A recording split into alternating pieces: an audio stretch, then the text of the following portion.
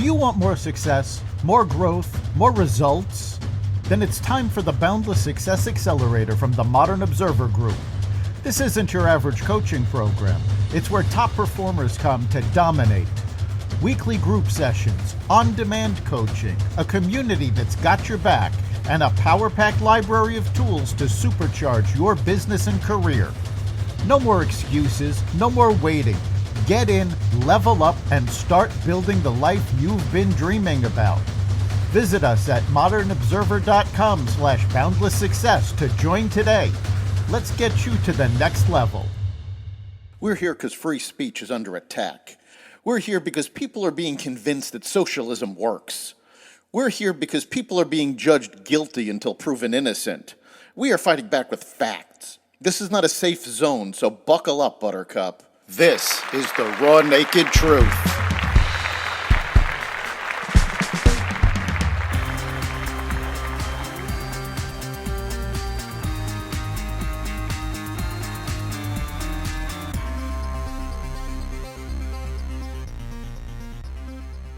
Iran and Russia near a defense pact, a new search engine from OpenAI, a dismal jobs report, and more.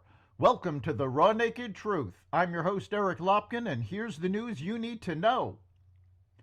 Iran and Russia are closing in on a deal that will bolster their defensive cooperation and strengthen military ties at a time when Western nations are increasingly concerned about regional wars in Europe and the Middle East. The treaty on a comprehensive strategic partnership between Russia and Iran that is being prepared will become a serious factor in strengthening Russian-Iranian relations, Russian Foreign Minister Sergei Lavrov said on Thursday, according to a Reuters report. The foreign minister, who said the treaty would be signed in the near future, claimed that the deal will confirm both Iran and Russia's interests of peace and security at the regional and global levels.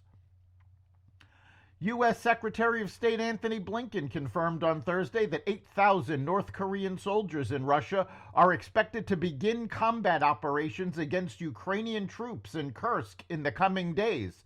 The secretary said that of the 10,000 North Korean soldiers believed to have been sent to Russia for training, 80% of that force is now in the Kursk region, where Ukraine first launched an incursion in August. Ukraine has since captured and held on to roughly 460 square miles, according to reports earlier this month, not only prompting civilian evacuations from the region, but also forcing Russia to fight its war on its own territory. U.S. adversaries have targeted Spanish-language speakers and other minority groups in efforts to influence the presidential election, seeking to fan internal social divisions and elevate the Harris campaign through disinformation and propaganda. Both Russia and Iran have attempted in recent months to focus on specific slices of the electorate to influence voters towards their preferred outcome, according to U.S. intelligence officials and disinformation researchers. Aided by artificial intelligence, Iran has created websites that pose as legitimate local news sources to target both Muslim and black populations in the U.S., including in swing states, though fortunately these sites appear to have attracted minimal readership. In a far more significant effort, Russia has invested heavily in overt and covert efforts to create Spanish-language content, which officials and experts said have grown considerably since Moscow sought to influence the last two presidential elections. Russia sees Spanish speakers as a very appealing audience, including in the U.S., where there are opportunities to make inroads, according to a fellow at the Brookings Institute who has tracked Moscow's efforts to target Spanish speakers. Job creation in October slowed to its weakest pace since late 2020, as the impact of storms in the southeast and a significant labor impasse dented hiring plans. Non-farm payrolls increased by only 12,000 for the month, down sharply from September and below the Dow Jones estimate for 100,000, according to the Bureau of Labor Statistics. It was the smallest gain since September 2020. The unemployment rate held at 4.1%, in line with estimates. OpenAI launched a ChatGPT search engine. The new feature, appropriately named ChatGPT Search, went live for paid ChatGPT Plus and Team users yesterday and will launch for free and enterprise users in the coming weeks. It allows users to search the web in real time like they would with Google or other search engines, but OpenAI boasts that it is free of ads and can answer more conversational queries than its rivals. OpenAI, which closed a new funding round at a $157 billion valuation last month, has partnered with several news publishers to bolster its search feature. Microsoft's Copilot and Google's Gemini already allow users to get up-to-date information from the internet. Former President Trump is suing CBS News for $10 billion in damages, stating the network practiced deceptive conduct for the purpose of election interference in its interview with Vice President Kamala Harris.